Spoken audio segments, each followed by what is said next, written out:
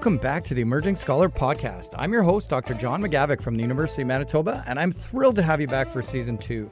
Last season, we took you on a journey through your first year of research training, covering everything from crafting great research questions to understanding the foundations of both quantitative and qualitative methods. We met incredible scholars, explored fundamental concepts, and built a roadmap to help you navigate your early research career. This season, we're going deeper. If Season 1 was about laying the foundation, Season 2 is about mastering the craft. We're taking those methods we introduced and really unpacking them, diving into the nuances, the challenges, and exciting new possibilities that each method has to offer. Throughout this season, you'll meet a remarkable team of both established and emerging scholars with expertise across a diverse array of approaches. From natural experiments that reveal causal insights into real-world settings to qualitative inquiry grounded in social justice, the complexities of implementation science, and yes, my personal favorite, causal inference. Each episode will introduce you to researchers who are pushing the boundaries, asking bold questions, and making novel and important scientific discoveries.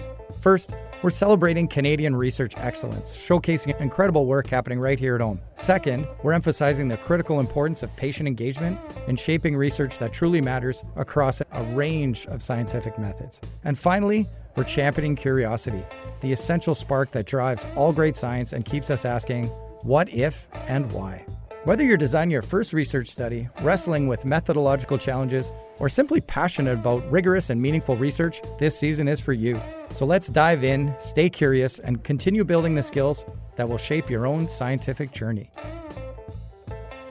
Welcome back, everyone, to the Emerging Scholar Podcast. And a distinct difference from previous episodes is that you will not only hear my voice throughout this episode, you will hear the voice of one of the grad students in my lab. Soon to be, hope to be, definitely one day will be, Dr. Nika Klaprat. Nika, welcome to the show. Hi, it's good to be here. Yeah, as you said, I'm a doctoral student in your lab, but also at the College of Community and Global Health at the University of Manitoba. So I'm really excited to learn from this experience today and get to talk to Dr. Grimshaw. And one of the big reasons why we invited you today to co-host with me is that we're doing an implementation science research project with scientists from across Canada. You want to talk a little bit about that project that we're working on that's funded by the Canadian Institutes of Health Research? Sure, happy to. The project overall is looking at the built environment and specifically protected cycling spaces. So we're interested in how we build these spaces to get people active and involved in active transportation. Our big question is focusing on why some of those trails have been implemented really well and support more people to use them to get to work or school or wherever else they need to get to, whereas other ones see a little bit less cycling traffic on them. So trying to use implementation science frameworks to understand what drives those differences. Awesome. And one of the pioneers in this field is Dr. Jeremy Grimshaw. We reached out to Dr. Grimshaw to see if he could come in and talk about his experience within implementation science, the history of implementation science in Canada. You seemed pretty excited when I said Dr. Grimshaw was coming in. What are some of the things you hope to learn from Dr. Grimshaw in this episode? Yeah, I was really excited. Dr. Grimshaw is a huge name in the field of implementation science in Canada, and has a number of publications that I've read in the past year or so. So it's really helped to clarify some of the basics about the field, but I'm really excited to learn from him on other applications of implementation science in medicine or otherwise, depending on where the conversation goes. Kind of understand how implementation science evolved from the evidence-based practice movement into what it is today and the various ways that you can use these theories, models, and frameworks in research to support health. Awesome. I couldn't agree more. I feel like we dove into this because we had a pretty interesting question that required implementation science methods to answer it. Unfortunately, depending on who I ask, I don't have a clear definition for what implementation science is. And I'm really hoping that Dr. Grimshaw can clarify a few things for us and using his own experience and his broad reach in this field, maybe dial in a few key themes for what implementation science is, when do we use it, and how can it be used to inform effective implementation of the evidence that we know is working. Really looking forward to this interview. Thank you so much, Nika, for coming in. Now it's time for Dr. Grimshaw. Welcome, everyone, to the Emerging Scholar Podcast. My name's John McGavick. I'm one of the hosts, and today, for the first time in the history of the Emerging Scholar, I have a co-host. Would you like to introduce yourself? Sure. Hi, everybody. I'm Nika Klaprat. I'm a doctoral student at the University of Manitoba, and I'm happy to join the podcast today. Awesome. Thank you, Nika. And today we are very fortunate to have Dr. Jeremy Grimshaw with us to talk about the topic of implementation science. This is an emerging field worldwide, I would say, and the Canadian Institutes of Health Research has considered this a top priority for future research in Canada. And every time that I talk about implementation science, one name pops up as the Canadian figure for this, and it's yourself, Dr. Grimshaw. Thank you so much for making time. Can you tell us a little bit about who you are and how you came into this space? Sure. So first of all, thanks for the invitation to talk today. So I come from the UK originally. I grew up about halfway between Manchester and Liverpool. And although I didn't have any sort of medicine in the family, I basically did a medical degree in Edinburgh. But when I went to medical school, I always wanted to be a family doctor in my hometown. That was my passion. And when I was exposed to research in university, it always seemed like, yeah, I could see how it's intellectually interesting, but it really didn't speak to me in terms of something that would have a more immediate social value to the patients and communities we were working with. So after I finished my MD, I went to do family practice training, and I had the great fortune to organize a national GP trainee conference. In the UK, every year, there's one conference where basically about 300 or 400 trainees got together, and I could invite these heroes of mine, people whose papers I had written and really enjoyed, and just met these amazing scientists. So one of them was someone called Peter Townsend, who's a professor of social policy at Bristol, and he was one of the founders about basically the recognition of health inequities in the UK. There was Muir Gray, now Sir Muir Gray, who at that time was a director of public health in Oxford and was working with family practices to provide facilitation to them to improve their cardiovascular care. And also a GP from Edinburgh called, I'm going to get his second name wrong, Roy something. I apologize to him. But he was the person who, just by doing careful epidemiology in his practice, I think gave some of the first compelling evidence that HIV was basically a bloodborne infection. He had a high number of drug injectors in his population in his very early days of HIV. Just by actually understanding what people did, needle sharing and other things, he was able to track and show that people who shared needles were more likely to get HIV.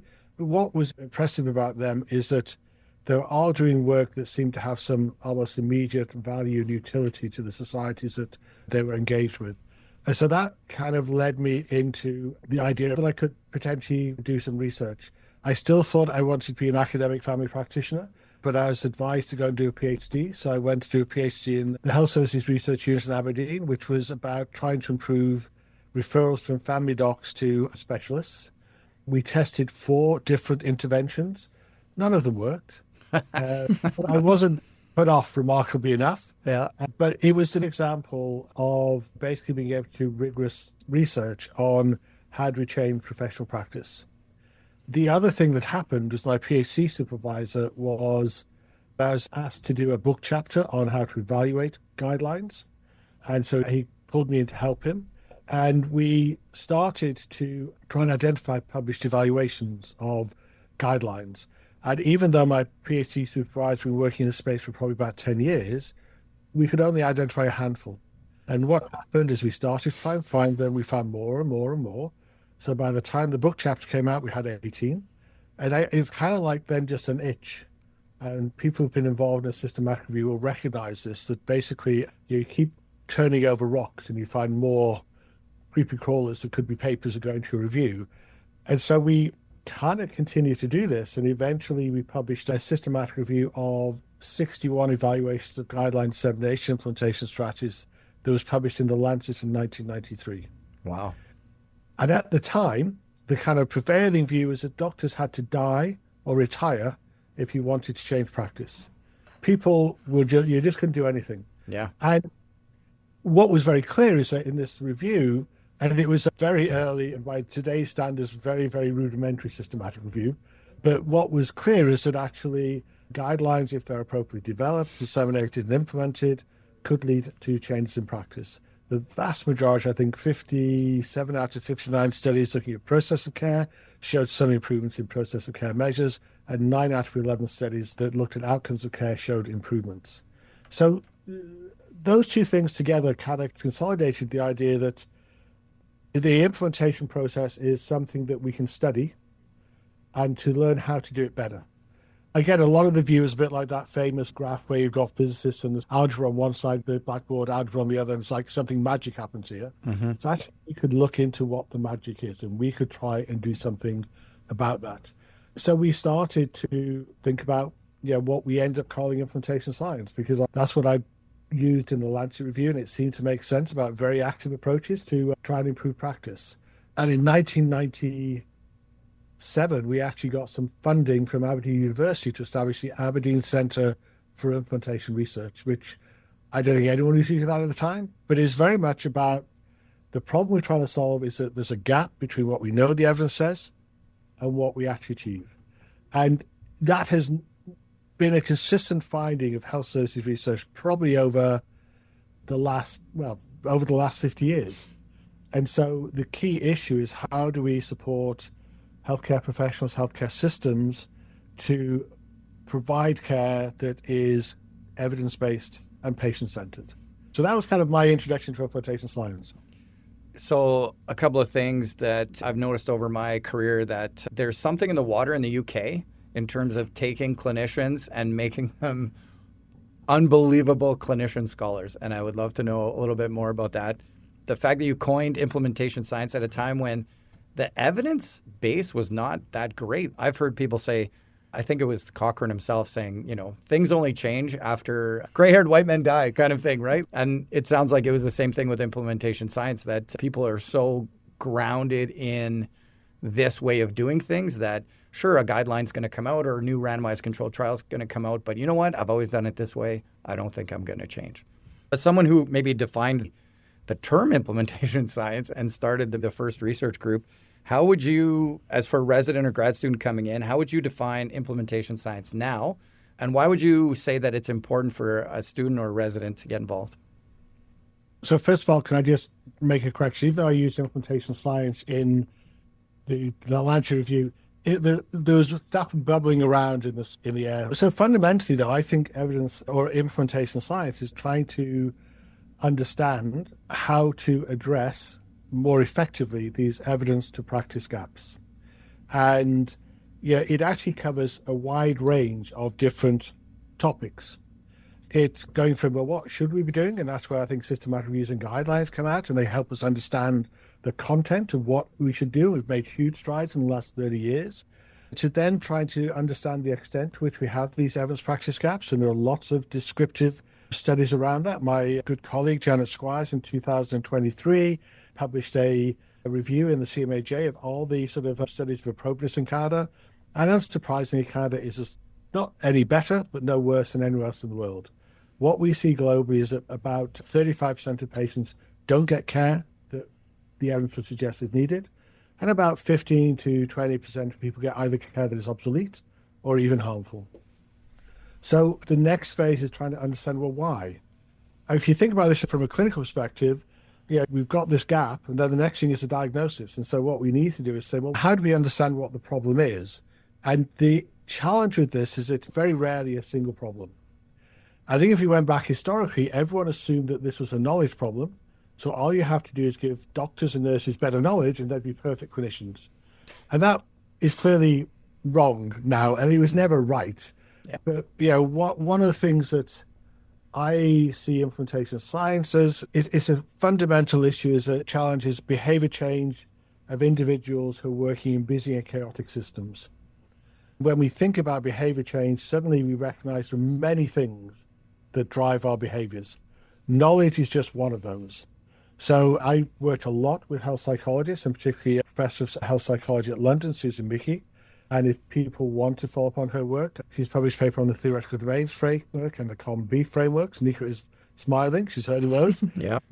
And basically that gives us a lens that says collectively, this is what psychology says about influence behaviors.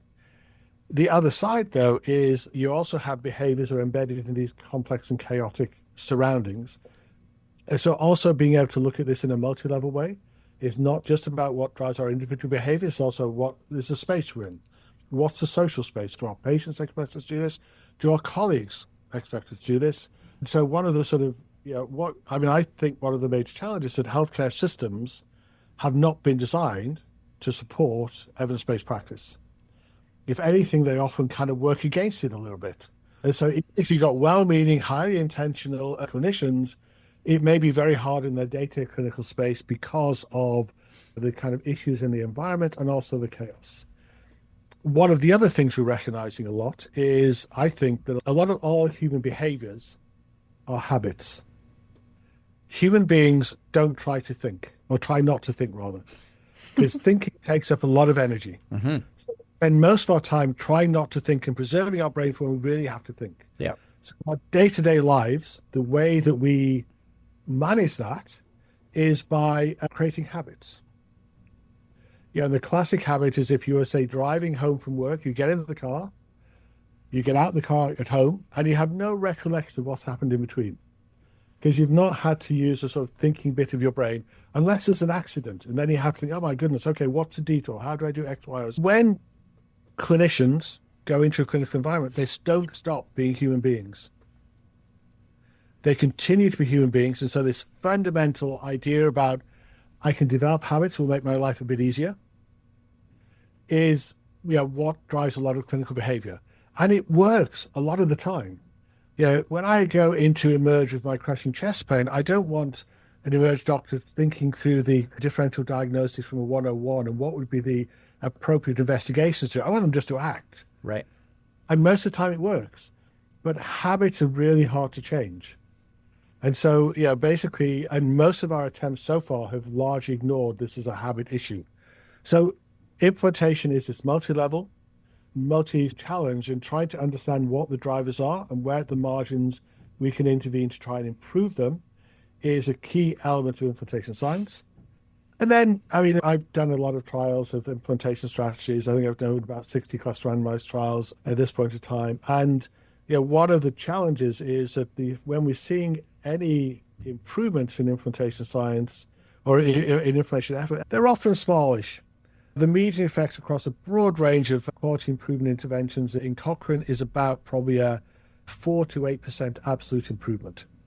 And so one of the challenges there is if you didn't use something like a randomized controlled trial, you could basically be misled by non-specific effects or other biases. Yeah. And it'd be very hard to have confidence that your intervention led to this.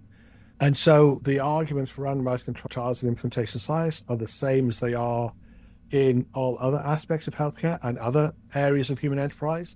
The effects we try to detect are often small to modest. We have a very incomplete, actually much worse knowledge about what are the potential confounders in implementation science. So I wouldn't even know how to correct an observational study in implementation science. I just don't know what we think about for that. Yeah. And third, if we want healthcare systems to invest in implementation approaches and they invest in the wrong thing, the opportunity costs are large. So implementation trials, key components. And then the final thing is we need to actually ensure that we are looking at the global evidence base, so doing systematic reviews of implementation trials to say, in general, do things work or do they not work? I don't know if that answers your question. I think that does. I'm just going to summarize before I hand it over to Nika, but let's say systematic reviews of randomized controlled trials in a pediatric endocrinology clinic suggest we should get all kids' A1Cs down to below 7.5%. We do a quality improvement study of clinics across Canada. We find some are hitting those targets, some are not. 80% of their patients are meeting that criteria. In other centers, it's 30%. So the evidence is there. Now we've got a practice gap that they're not achieving it. Next question, where are the barriers to implementing that? Putting on a white coat and a stethoscope doesn't dehumanize you. You're still going to make mistakes. Things are going to be hard. You're having discussions with parents and kids about trying to change those behaviors. Someone identifies some key barriers to clinicians trying to adopt that and then says, hey, let's test this intervention. Let's do a randomized controlled trial. See if you can change your behavior while you're in the clinic, and we're going to see whether or not that brings your clinic's measure from 60% up to 70%. And most of the time, when we do those interventions, it's about a 3-4% improvement, but that's actually a lot. And without that randomized controlled trial to show that the implementation strategy worked, we don't know whether or not we can reduce the barriers in the right way. The perfect summary. Succinctly. All right. And we definitely need more research in that space. Over to you, Nika. So in a similar note, I really appreciate and think it's super important that you're acknowledging the complexity of the systems and individual habits and the humanity of physicians, because I think that's often a forgotten piece, is that we think physicians are above the rest of us in the fact that they can't make mistakes, which, I mean, that's just not fair. Not fair to them, for sure. I'm sure you, as a physician yourself, you bring in a lot of your own clinical experiences into designing your research projects. And a lot of the listeners of the Emerging Scholar podcast are also physicians or emerging physicians in this space. So can you talk about some of those examples of how maybe you've brought in your own clinical experiences, or maybe you've seen something in a hospital or clinic-based setting that has inspired a project of yours in terms of implementation science and implementing scientific evidence? I stopped doing clinical practice about 30 years ago. I trained as a GP. I did a PhD. I was still practicing when I was doing my PhD training. And at some point in time, it became apparent that I don't think I could be a good GP and spend half my time doing research. And so I either had to give up research or I had to give up practice. And at the time, there were very few people doing high quality, rigorous research, particularly in the space I was interested in. Right. And I went that way. I still pretend that I'm a physician. And it's quite remarkable how little has changed in medicine that I can still largely busk it in a room with individuals. But when I'm putting it together, an implementation project will often start is a clinician will come into a room with a really interesting problem, like the one John just said. Yeah, this is something we've been struggling with. Yeah, have you got anything that you might be able to help with? And so, what we would normally do is we try and build up. This research is always interdisciplinary. You need the clinical experts, you need the content experts, and also people live giving care in that environment. I always see myself probably now as being a bit of a conductor. I kind of understand each section of the orchestra and I can talk to each of them, but I can't play the trombone or, the violin. So I feel like I need to have enough skill set to be able to engage with the work and understand the big picture of this. But typically in the groups, we'll often have people come from a rural health services research perspective. We'll have behavioral scientists and system scientists, statisticians, economists, and it's bringing those teams together. But normally it's a clinician coming in with a good idea. If you want an example, there's a professor of stroke nursing in Australia called Sandy Middleton. And when she finished her PhD, she was interested in trying to explore whether if you could optimize stroke care, nursing care for stroke patients in stroke units, would that lead to further improvements? We already know that providing care for stroke patients in stroke units is a very, very good system for improving patient outcomes.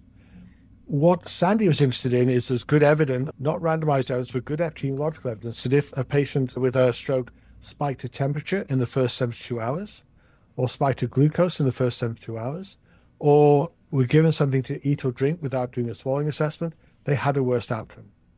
And so Sandy's question was, what would happen if you could improve these fairly fundamental, straightforward aspects of nursing care and management? So we ended up doing a cluster randomized controlled trial, and we randomized 19 stroke units in New South Wales and Australia. The intervention was actually basically team-based problem solving in the intervention hospitals, going in and sort of saying, here's what the guidelines say, what are the kind of issues that you need to do if you want to get that going here? So some of the things about, say, the glucose monitoring is there weren't enough pumps, the insulin pumps in the wards, or basically standing orders wouldn't allow nurses to prescribe insulin for this basis. And so the teams would actually develop local solutions for that. But the upshot of this is that the primary outcome was a composite of death or severe disability at 3 months, which is fairly standard in stroke care or stroke research. And we demonstrated a 16% absolute improvement in mortality. It was virtually no change in mortality at that time, but in sort of basically severe disability, meaning that probably 16% of patients got home, otherwise would have gone into long-term care. We followed up those patients for 5 years, and there's about a 4% absolute reduction in death amongst the intervention sites. So, again, this is a really, really thoughtful nurse who moving as a nurse researcher, but just had this kind of, what happens if we put this together? There's a very good stroke research community in Australia that was very supportive of the young nurse research to do this. And that's gone on to change practice in Australia. Globally, we did a big European implementation project in the Eastern Europe and the transitional states. So, typically someone comes into the room with a problem. It's not that I'm sitting there thinking of great problems to solve. I love it if someone comes and they've got this really challenging problem. And the last 20 years, I've been in the Ottawa Hospital Research Institute in Canada, and I am surrounded by clinicians who are great researchers in their own right, but also have great problems to solve. Okay. Yeah, that's an excellent example. Thank you for offering it. So it sounds like you were saying that was a clustered randomized control trial. And that seems like a really attractive, efficient approach to understanding the factors that influence implementation of evidence into practice, is incorporating them into a cluster RCT. So it sounds like you would agree with that. Is that a common thing that you like to build in? So normally we want to do our diagnostic process before we think about what the solution, the prescription might be. So normally we would do some form of structured inquiry across a range of representative sites and professionals to understand what's going on. So that kind of is the first stage. Once we've got, and what we'd like to do is sort of basically make sure we have a very clear logic model. We've identified this is the barrier, this is how we're going to try and address it, and then develop an intervention. I think when we come to test the interventions, for the vast majority of implementation interventions, it makes sense to do this in a cluster trial. So when we randomize patients in, say, a clinical trial, we are expecting very little contamination across patients. So it's not that someone is going to go to someone next door and basically give them information about what's going on. If you randomize patients when you try to test a sort of intervention at the clinician level, there is a real danger of contamination. There's some very interesting early work from the 80s that showed that basically there's some trials, I think, from Boston that showed that if you did a patient trial of a QI intervention, in that case, it was reminders. What happened is that the intervention group improved, but there's actually a sort of a parallel increase in the control arm. And the idea was that if a clinician has been prompted or reminded that they should test someone's blood pressure with an intervention patient, if a control patient comes in next, they're not going to forget that knowledge. It's going to be there. They're human. Yeah. And there's really evidence they are human. Yeah. So many interventions actually operate at a social cluster or unit level. And so we have to randomize at that level when we're testing these. One of the challenges is that cluster trials are statistically inefficient. So if you've got a cluster trial with 10 units and 3,000 patients in total, that isn't the same as having a 3,000 patient individual patient trial. Yeah. Right. So they are really complex to organize. They have a very different feel and anatomy to individual patient trials. And we are often struggling to get enough clusters to allow us to build those up. But I don't think I've ever done an individual patient trial. I think it's just been, we have to do it this way because it just makes mathematical sense. Yeah, and the changes are at the system level or like at the clinic level. Just building on that, in that trial, did you actually look at some of the implementation factors like to try to make a more efficient cluster RCT where you were like, in addition to measuring the endpoint, are we going to see nurses, you have to detect in that first 72 hours a spike in glucose, right? Like, how are you going to measure that? And if they miss it on a rotation or whatever, we need to know that. So did you incorporate some of those identification of barriers while the intervention was being rolled out? Sandy applied her first grant, having done a PhD, to the NHMRC in Australia, which is equivalent to the CIHR. And the NHMRC really is interested in, did the outcome improve? And so this trial, the primary outcome of the NHMRC was, did the outcome improve, yes or no?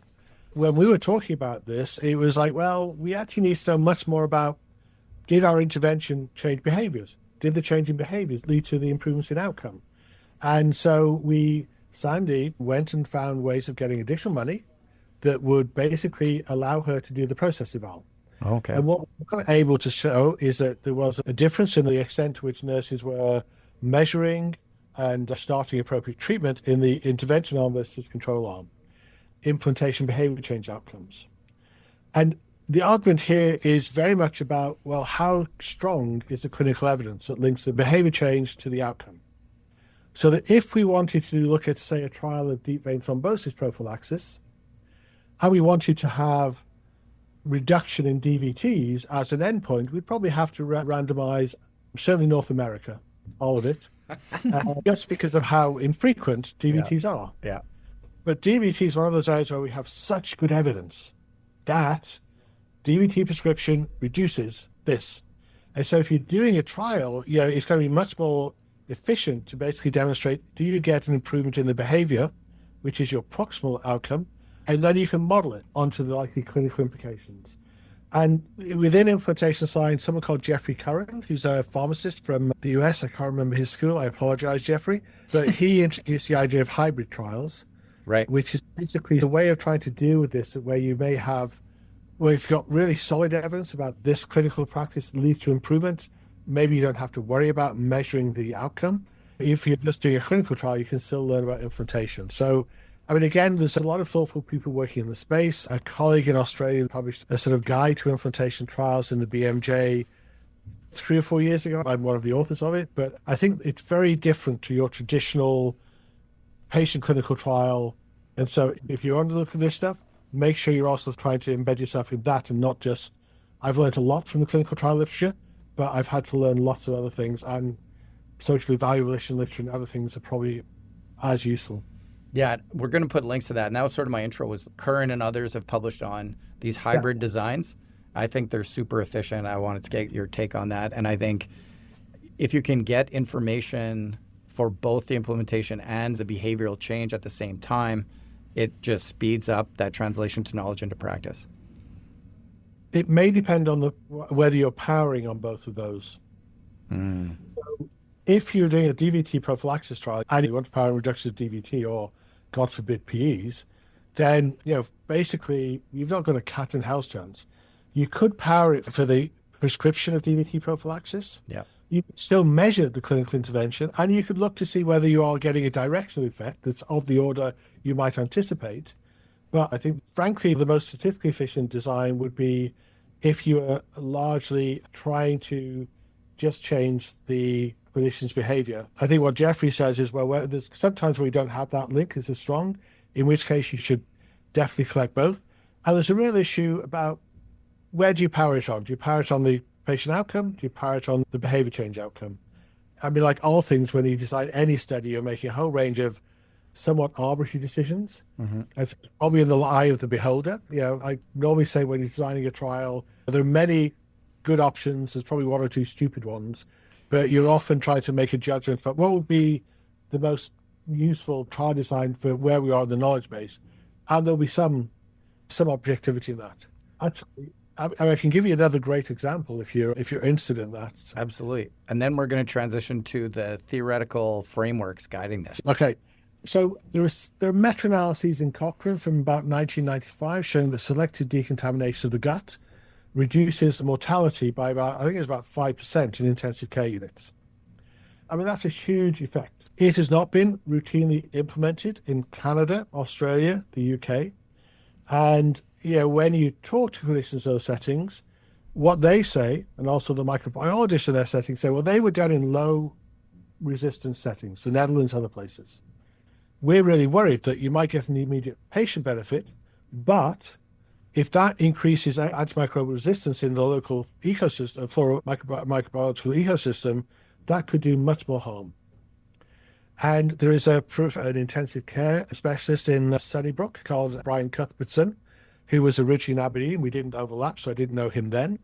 But he was very interested in saying, should we do some implementation research? Should we try to move this forward? And it was really unclear where the equipoise was. Mm-hmm. If there was no equipoise in the clinical setting, an implementation trial would be great. But if there's substantial equipoise in the clinical space, then maybe we have to do another clinical trial. So we did a Delphi approach where we actually surveyed, basically intensivists in all 3 countries, and with also microbiologists and others from those settings. And what came across is that there was considerable equipoise about whether selective decontamination of the gut would be helpful. And part of that was actually the trials that were summarized in 1995 were sort of done in the 80s and 90s. Intensive care has got a lot better, thankfully.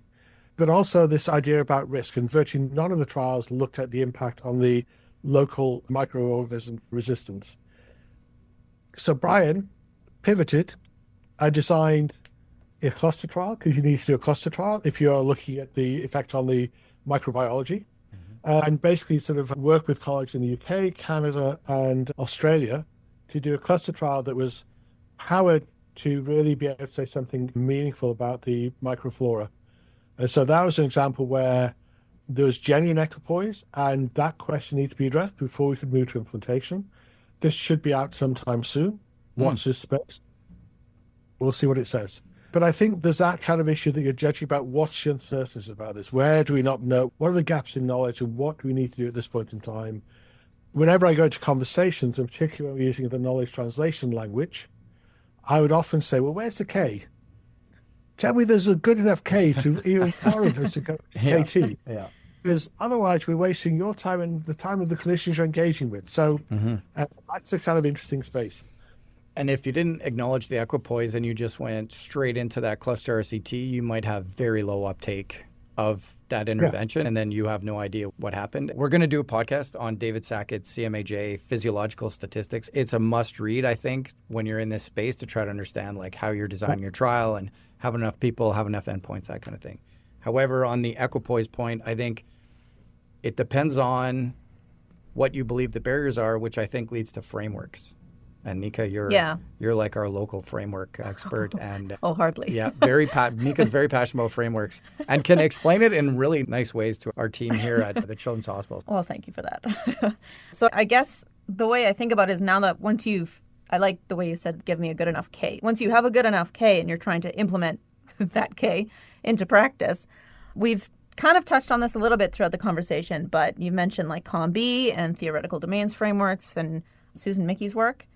So because implementation science draws from so many disciplines, you mentioned that you were the conductor of this grand orchestra.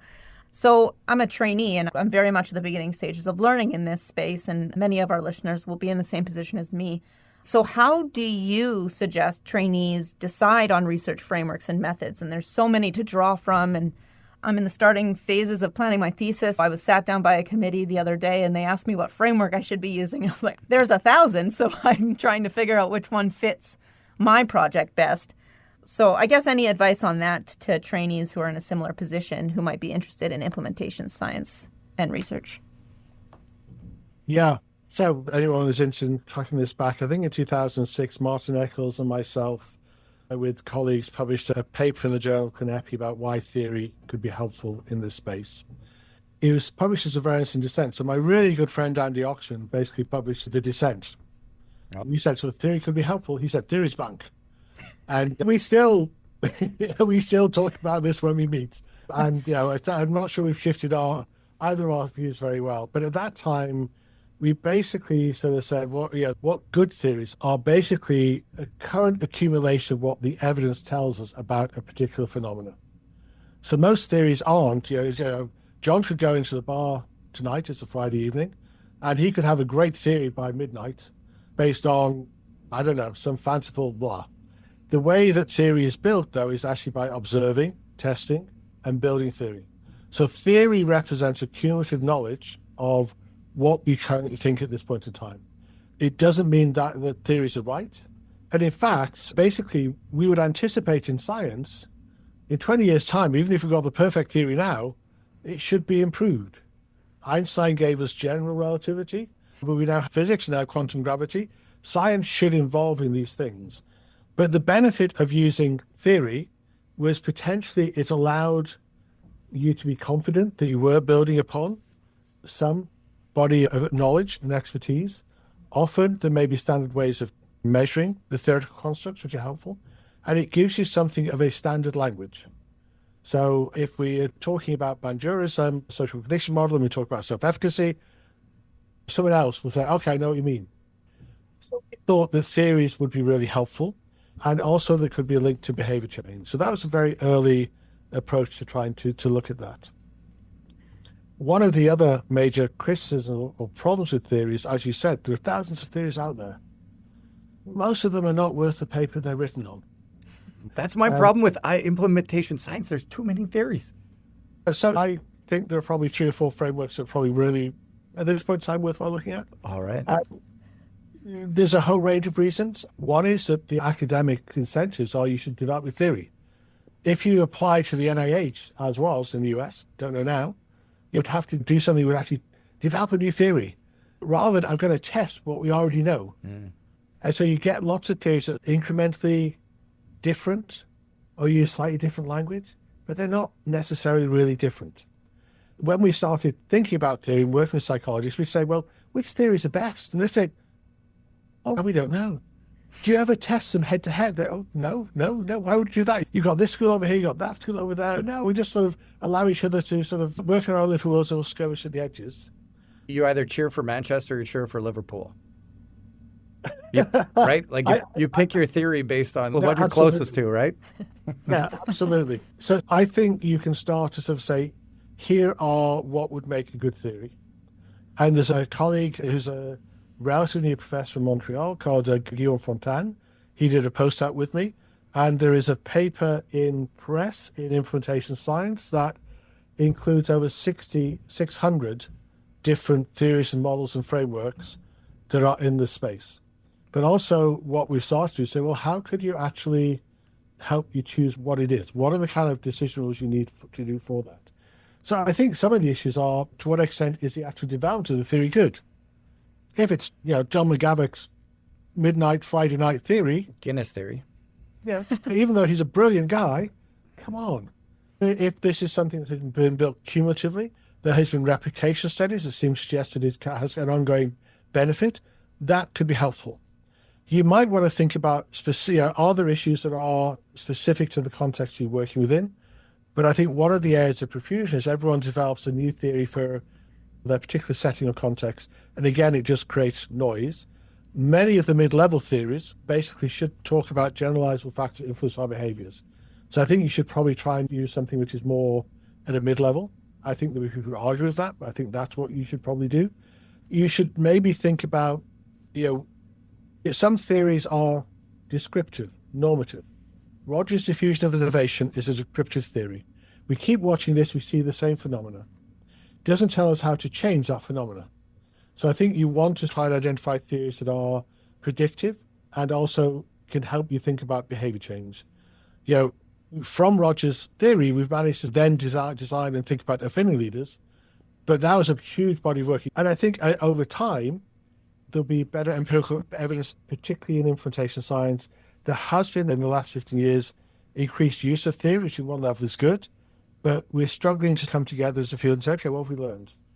And what are the weaknesses of this theory? What can we do with that theory? So that's something that in the field you have to do. Mm-hmm. If you are choosing something for your PhD, the theories that, and I'm probably going to upset colleagues here, the theories / frameworks that I think have most credence at the moment in the field would be from Susan Meeke, Theoretical Domains Framework, or COMB, and she's moving forward with the Human Behavior Change Project. From the US, CIHR, and from UK Sociology, Carl May with the normalization process theory.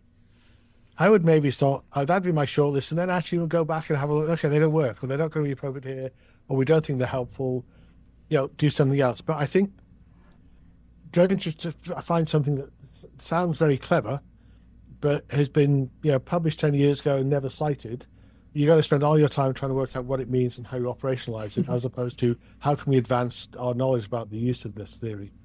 I have for a long time argued that we need more theory but less theories. I gave a keynote at the first NIH Dissemination Implementation Conference. There's a wonderful paper by Robert West, who's a UK health psychologist, published probably in 2005, around there, 2006. He looked at a trans-theoretical model of change. This is a stage change basis that says we go from pre-contemplative to contemplative to action to change to maintenance. And Robert basically said, well, theoretically it doesn't make sense. Empirically, if you look at trials that try trans-theoretical approach versus other approaches, it doesn't make a big difference. And he basically said this theory is so dominant in public health that it's getting in the way of progress. We need to kill it. Wow. And the great thing is, it's things in addiction. The great thing is that 10 different responses, and half of them were people who loved Robert's arguments, and half of them people who hated it. Yeah. And at the NIH conference, I actually argued the theory side is good. Test theories to destruction. That's what science should do. My sense, and Nika, you may have different insights on this, is that, it does seem like there is at least two stages in human behavior. One is, do I intend to do something? Second is, okay, if I intend to do something, how do I act upon that?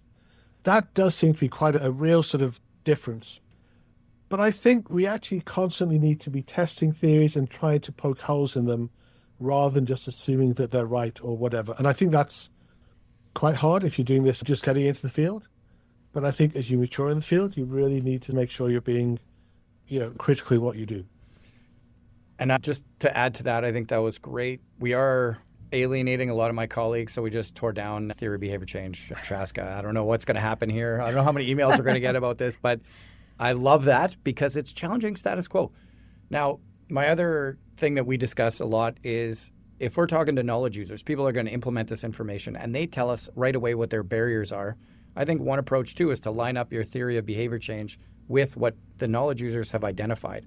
And sometimes it's our behavior. Sometimes it's a system, right? Thinking about CFIR, there's external pressures, there's internal pressures. Thinking about the NIH right now, your framework has to align with Robert F. Kennedy for some reason, right? So do you consider we call it methodological coherence, where your framework is going to define how you measure things and what you measure so that you're actually testing that theory in the real world setting and then identifying some of those barriers in your science?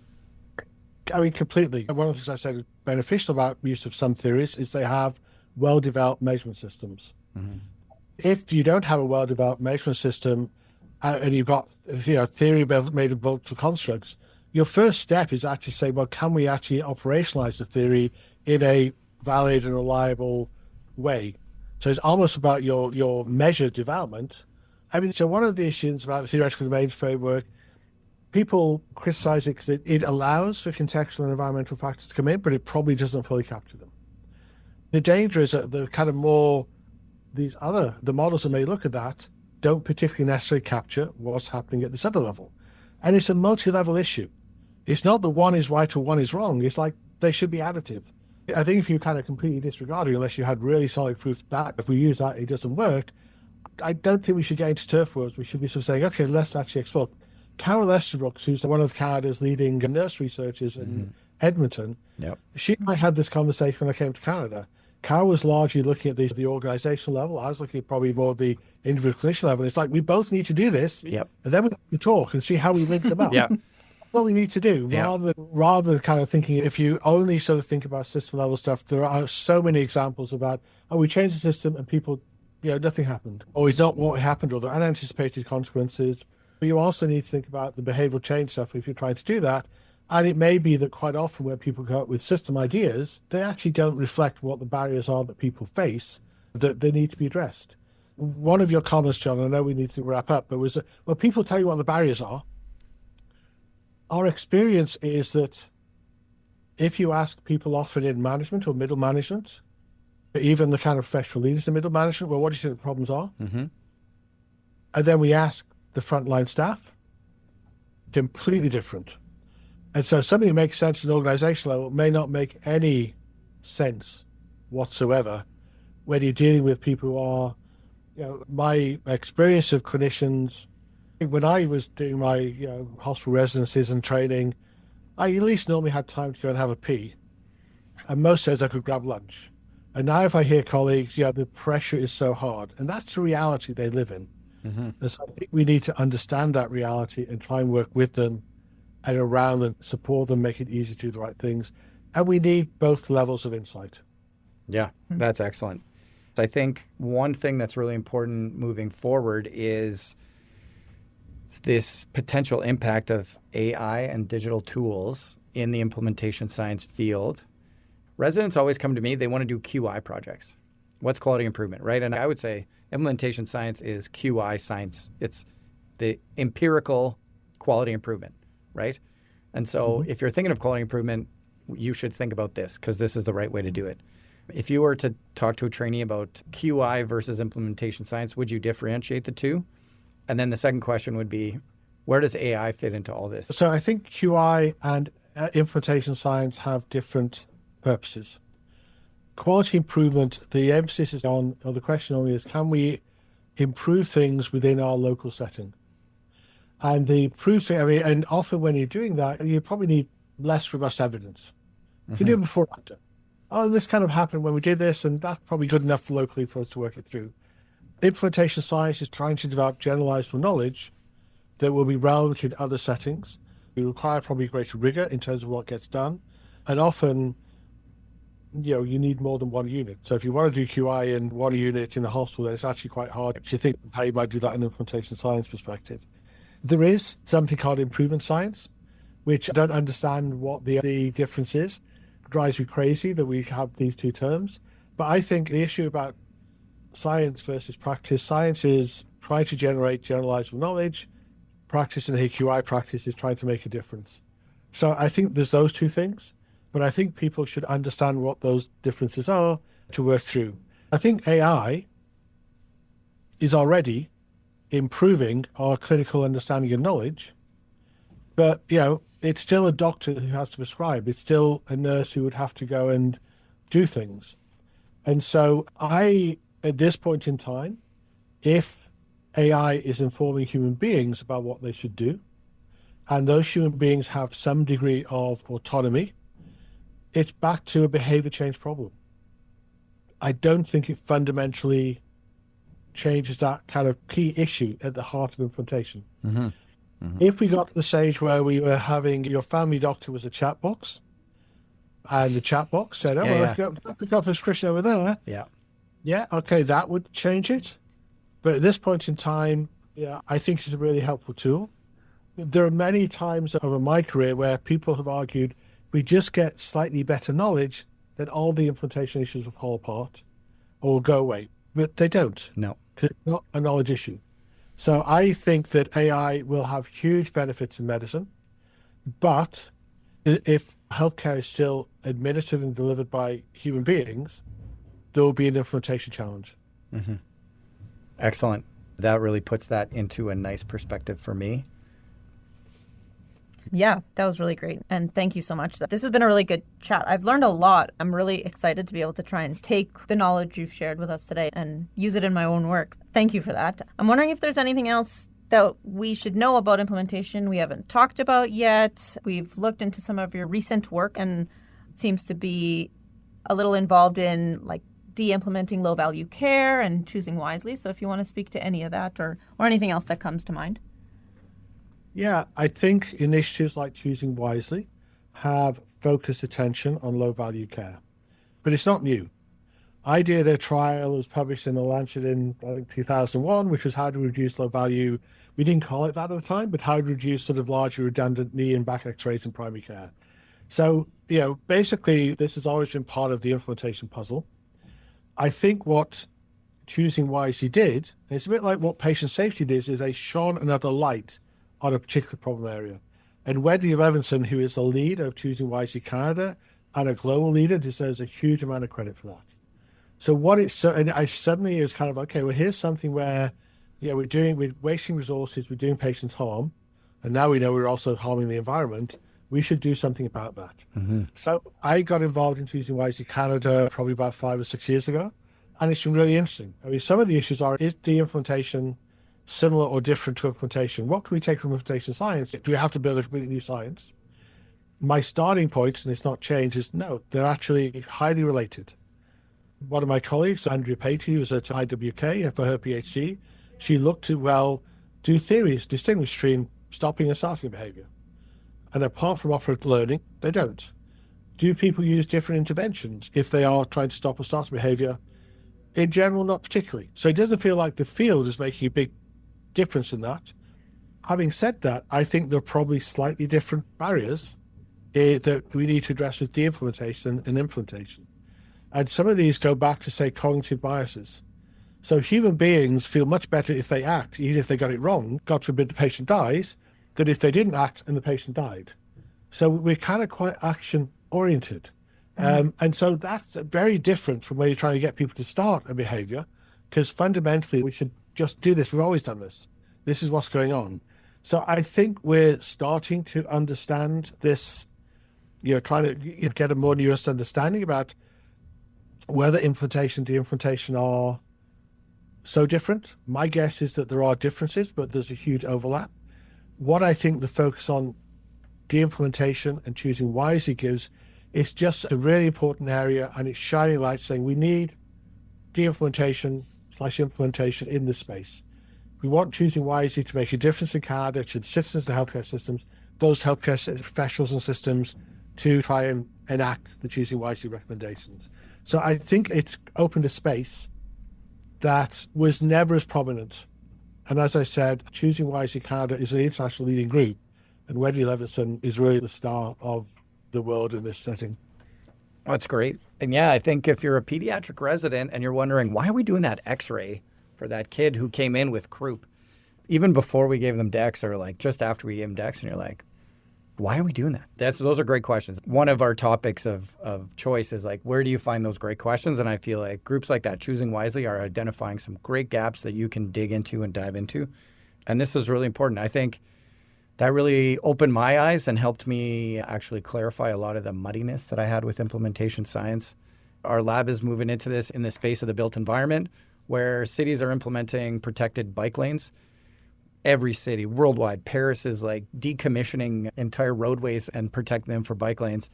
And they could have huge health impacts. And we're trying to understand on our end, like for Nika's thesis, what are some of the implementation factors that are influencing behavior change? And it's always nice to hear that we are humans and we work with humans, and humans are making important decisions. And it's important for us to have more than knowledge guiding this, right? And being able to pick apart where humans are making errors and whatnot. So this is really good for me. I think it's an exciting area of research. I think CIHR really nailed it by saying we should be emphasizing this.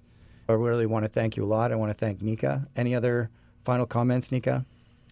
Not much. I really liked your focus on being multidisciplinary, and I think we see a lot of that in our work too, in this built environment space, working with city planners. Like, we wouldn't be able to know half the questions to even ask without having them on our team. So that's a very critical piece to this IS world that I think is important to build into it moving forward. And our evidence comes from natural experiments, not randomized controlled trials, because you can't randomize people to their neighborhood or randomize neighborhood and elements of the neighborhood. You can randomize neighborhoods, you can randomize a whole range of stuff, but actually I live in both the quasi experiments and the experimental, and there's a whole range of reasons, but there's hundreds, if not thousands, of cluster randomized trials that randomize more socially intact areas. Love it.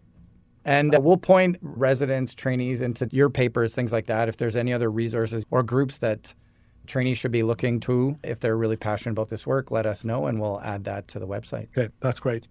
All right, thanks a lot for today. Thank you very much. Really appreciate it. Take care.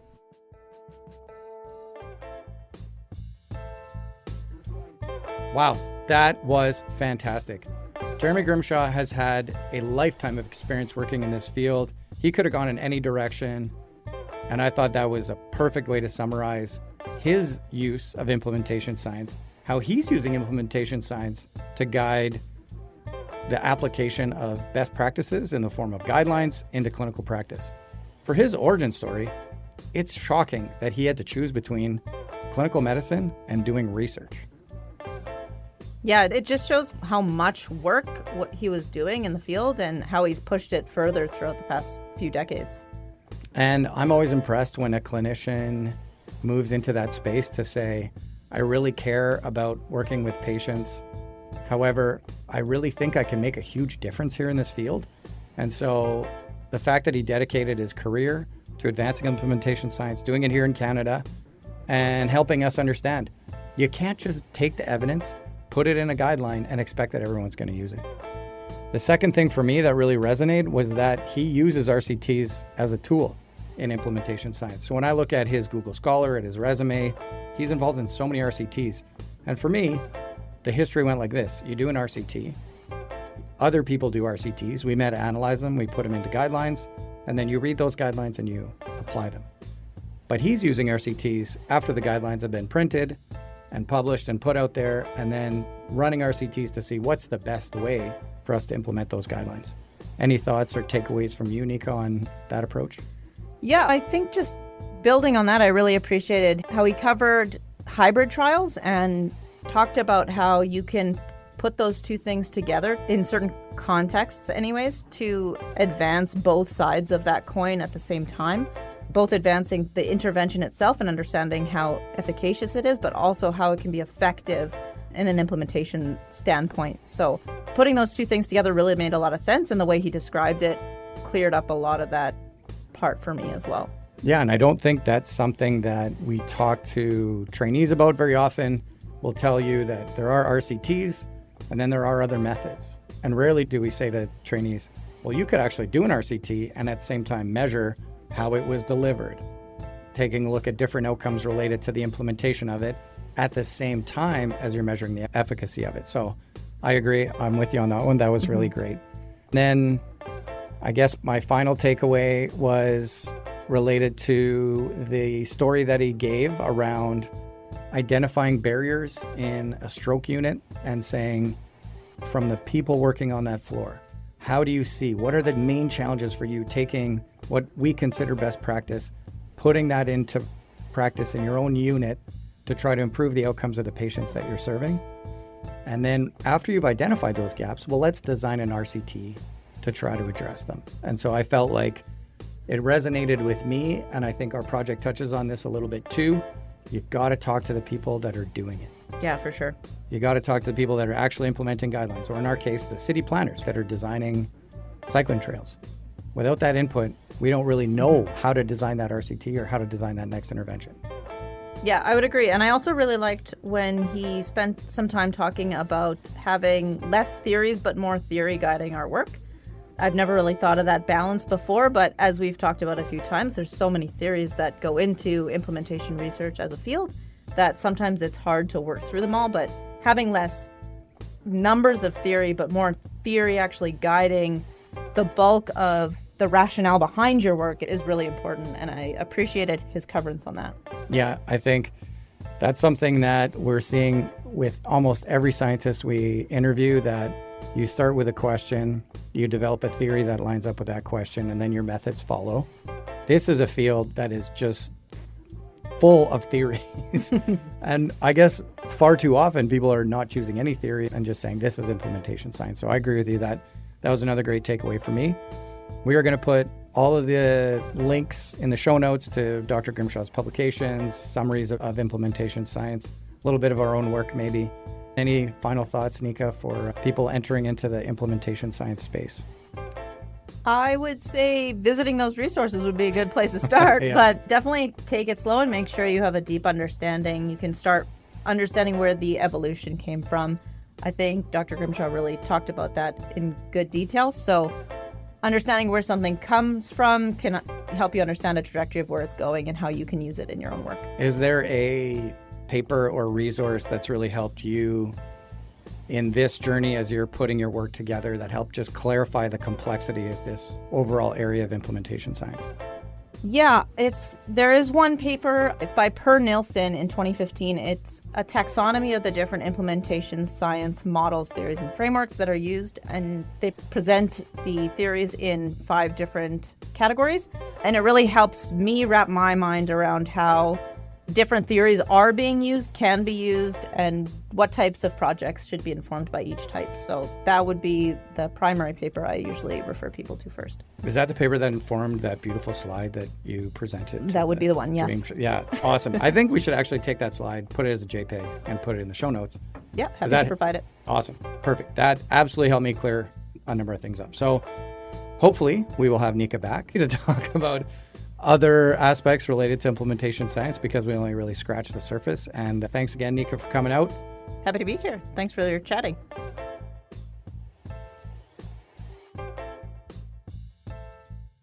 The Emerging Scholar Podcast was recorded in the UMFM studios located at the University of Manitoba in Winnipeg, Manitoba, Canada. This is Treaty 1 territory, the original homeland of the Anishinaabe, the Innu, and on the national homeland of the Red River Métis. Manitoba is also homeland to the Anishinaabe, the Dakota Iote, and the Dene peoples. We acknowledge that our water is sourced from Shoal Lake 40 First Nation. As a settler scientist working in health research, I acknowledge TRC Call to Action number 18, that health inequities between Indigenous and non-Indigenous people are the direct result of colonization. Winnipeg is the Center for Reconciliation in Canada, and where we are speaking from today is at the crossroads of Canada's history and Canada's future. We are 3 kilometers away from one of the most sacred meeting grounds for Indigenous people on the plains and within Turtle Island. We are also several kilometers away from one of the last residential schools in the province. We are working collectively on reconciliation action with youth, elders, and community leaders to heal from the trauma of colonization, past and present, honor the original treaties, and create a Canada that addresses and eliminates the inequities and injustices of the past and present to create a future for Indigenous children to live and thrive. On behalf of the team at the Emerging Scholar podcast, we want to thank Osani Balkaran for the great production for our opening and closing themes. We also want to thank UMFM 101.5, especially our executive producer, Jared McKediak, for technical assistance and production on this project. We also want to thank all of our guests for the discussion and the insight that they've provided. Once again, thank you for listening. Be sure to subscribe to the Emerging Scholar podcast on Apple Podcasts, Spotify, and umfm.com.